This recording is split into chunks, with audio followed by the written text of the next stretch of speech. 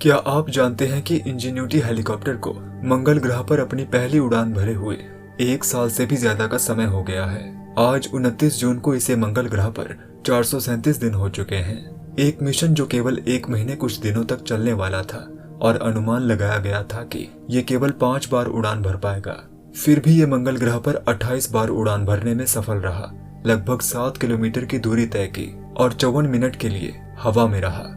यह बिल्कुल आश्चर्य में डाल देने वाली बात है, क्योंकि जब हम एक पूरी तरह से अलग ग्रह पर उड़ान भरने के बारे में सोचते हैं, जिसका वायुमंडल हमारे अपने ग्रह की सतह पर वायुमंडलीय दबाव के 1% से भी कम है, तो ये संशय बना रहता है कि ये मिशन सफल होगा या नहीं।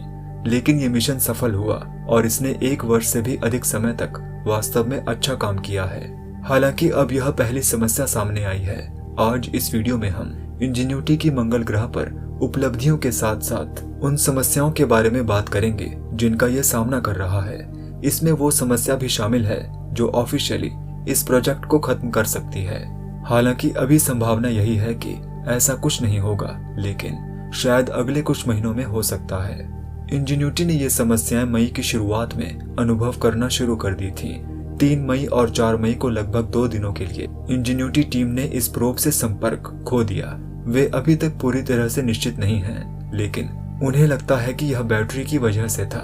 बैटरी इस जगह पर स्थित है जो अनिवार्य रूप से इस प्रोब पर सब जगह पावर देने के लिए रिस्पॉन्सिबल है।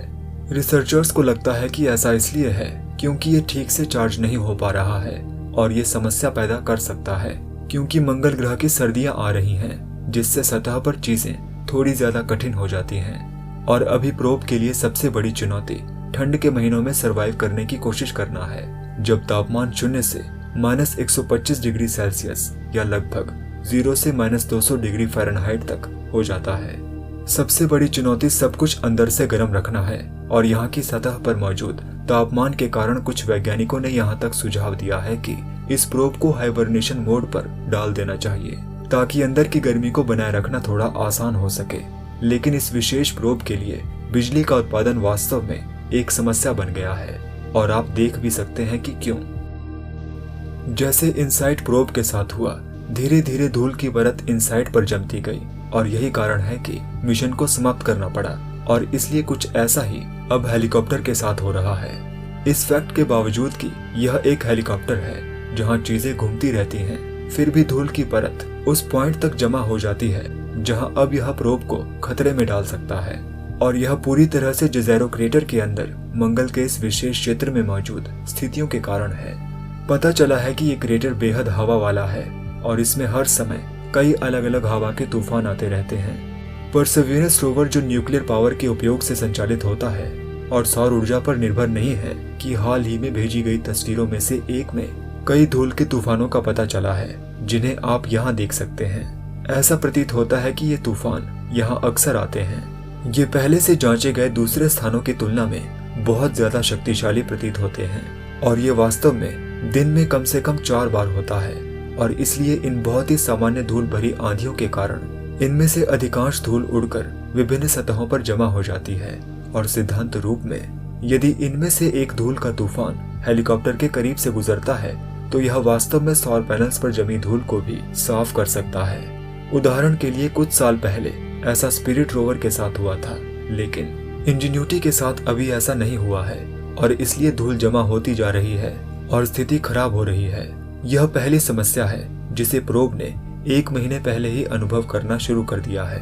अब यहाँ दूसरी समस्या भी सामने आ गई है जो इंजेन्यूटी के इंस्ट्रूमेंट्स के साथ है, जिसे इंक्लाइनोमीटर कहा जाता है।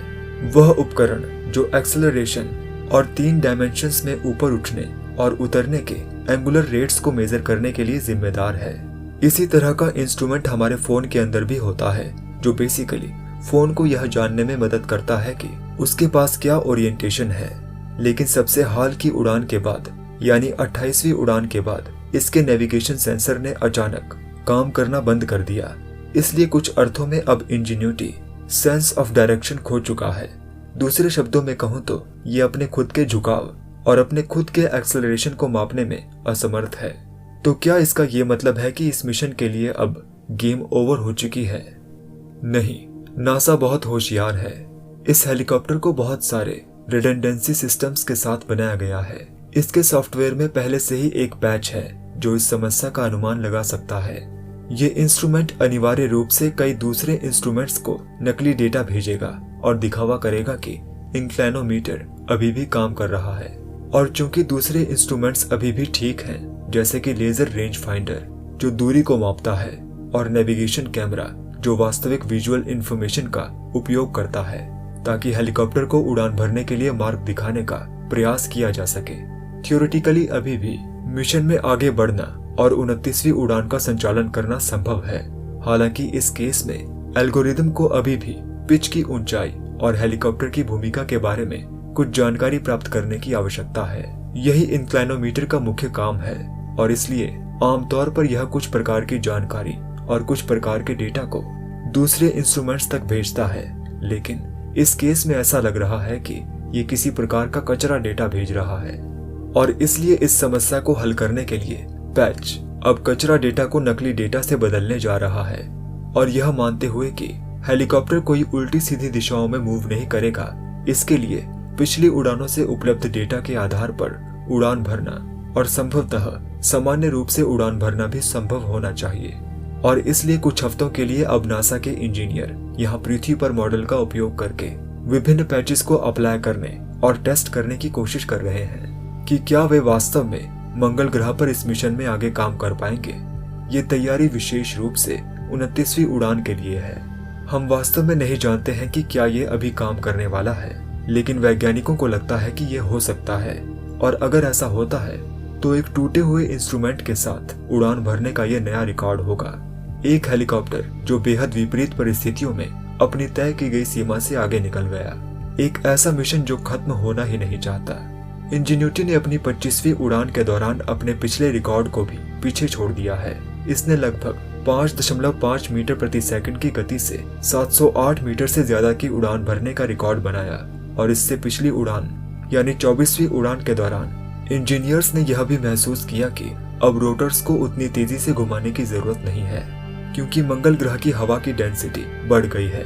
और इसलिए इस केस में हेलीकॉप्टर केवल 2500 आरपीएम पर उड़ान भरने में सक्षम था, जबकि पिछली उड़ानों के दौरान 2700 आरपीएम का उपयोग किया गया था। ऐसा इसलिए क्योंकि लाल ग्रह पर हवा की डेंसिटी गिरने की अप्रोच के कारण बढ़ गई है। अब सब कुछ धीरे धीरे सतह पर गिरता है, जिससे हवा थोड़ी डेंस हो जाती है, जिसका अर्थ है कि हवा मंगल ग्रह की गर्मियों के दौरान थोड़ी पतली होती है। अभी अपनी पिछली 2 उड़ानों के दौरान इंजीन्यूटी ने धीरे धीरे नदी के डेल्टा के पास अपना रास्ता बना लिया है और अभी के लिए ये आराम कर रहा है, यानी कुछ भी खास इंटरेस्टिंग नहीं कर रहा है। हालांकि जमीन पर 1 महीना रहने के बाद हो सकता है कि इस पर और ज्यादा धूल जमा हो जाए और इसलिए अगली उड़ान के लिए मिशन को फिर से शुरू करना और भी चुनौतीपूर्ण हो सकता है। इसलिए इस समय हम वास्तव में नहीं जानते कि 29वीं उड़ान होने वाली है या नहीं। फिर भी हमें ये याद रखना होगा कि इसे मंगल ग्रह पर 1 साल से भी ज्यादा का समय हो गया है और ये अपने मिशन की तय की गई तारीख और उम्मीदों को भी पार कर चुका है। और इसलिए नासा के वैज्ञानिक अब तक जो हासिल करने में सफल रहे हैं वह पहले से ही दिमाग चकरा देने वाला है। मुमकिन है कि ये हमें सामान्य रूप से मंगल ग्रह के बारे में बहुत कुछ सिखाएगा और भविष्य के कुछ हेलीकॉप्टर मिशनों के लिए भी बहुत सारा डेटा प्रदान करेगा।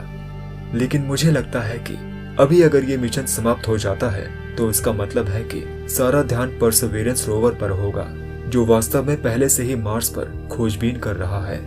तो अभी के लिए शायद संभावना है कि ये इंजीन्यूटी मिशन का अंत है और मिशन अब केवल परसेवरेंस रोवर के बारे में होगा। इस बारे में आपका क्या सोचना है? कमेंट्स जरूर कीजिएगा।